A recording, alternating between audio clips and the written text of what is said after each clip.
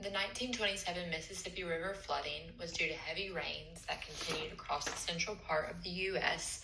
from August 1926 until the spring of 1927. This was caused by large amounts of runoff water from different areas of the river combined, protecting the Mississippi Valley floodplains. The areas impacted parts of Arkansas, Illinois, Kentucky, Louisiana, Mississippi, Missouri, and Tennessee. The Mississippi River experiences flood events of a longer than 30-day period about once every 3 years. And most of the region around the Mississippi River, as well as the area surrounding the major areas, can end up flooded in one of these events. And at some points, the Mississippi River can also get up to 80 miles wide in some places. The frequency of these floods seems to be coming more frequently, but humans are figuring their own ways out to prevent the events from being so devastating. We are building spillways that dump water out of these rivers and into unused land and tributaries. The spillways keep the Mississippi and other large rivers from overflowing and diminishing the effects of major floods.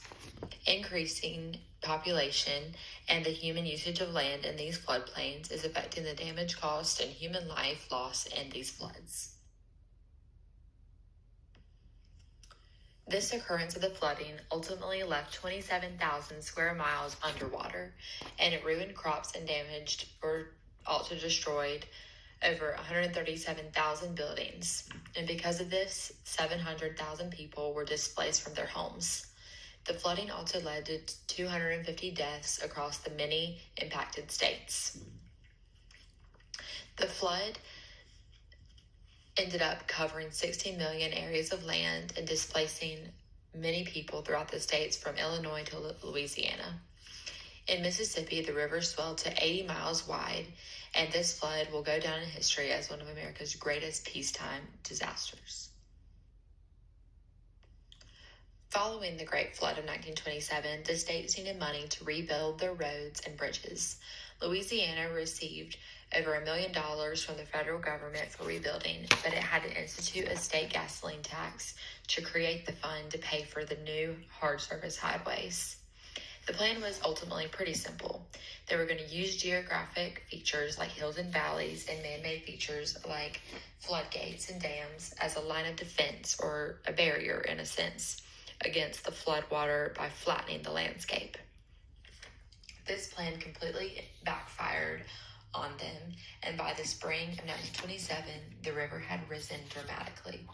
The heavy erosion and sediment deposition of the river banks, combined with the quickly rising area sea level, caused the water to overpower the levees.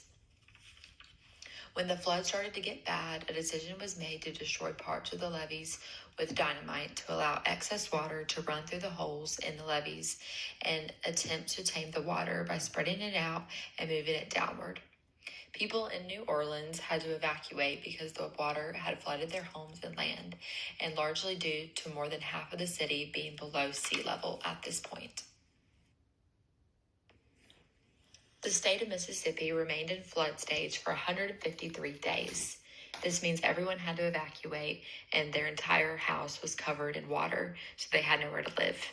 The river engineers had to start from scratch with their flood prevention plans. During this, it was discovered shortly after the Great Flood that the best solution for flood prevention for the Mississippi was multi-layered protection and assist from dams, crevices in the landscape, and other reservoirs and wetlands to basically absorb the rainwater. And this was going to be proven to be the best solution to prevent the flooding in the future. So all of these working together were going to be the safest plan against the flooding, and this is how Mississippi stays afloat nowadays. The Great Flood of 1927 was a monumental event in American history on an economic, technological, and social level. It left hundreds of thousands of people in 8 different states in total disaster, killing hundreds and leaving thousands homeless, destroying property, farms, and businesses.